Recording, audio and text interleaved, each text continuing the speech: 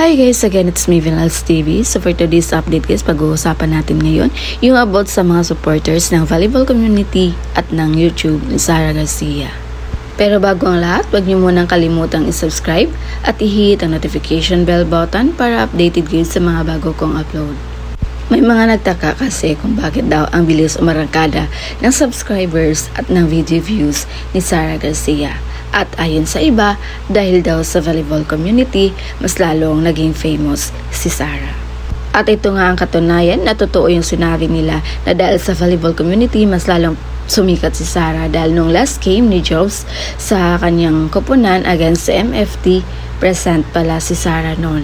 After ng game, pinagaguluhan siya. May mga sumigaw na panoorin yung kanyang vlog at isubscribe siya.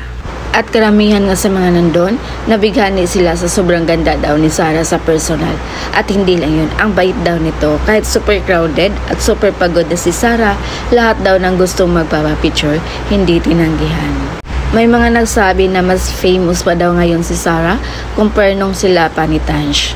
Nasa 5,000 mahigit yung attendance na present sa laro ng CMFT versus Signal, kaya isa yun sa naging rason kung bakit mas lalong naging famous si Sara. And by the way guys, present pala si Sara noon. Partida, birthday niya pa yun at hindi pa siya mahilig sa sports ayon sa kanyang vlog. Pero dahil favorite player niya ang maglalaro, todo support pala si Kumari. Anyway guys, happy tayo sa kung ano man ang meron kina Jobs at Sara. Wala mang ni-reveal but obviously parang sila na nga.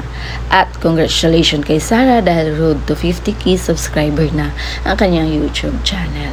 So yun lang muna yung pa-update natin guys. Again, this is Vinals TV. Thank you for watching and have a good day.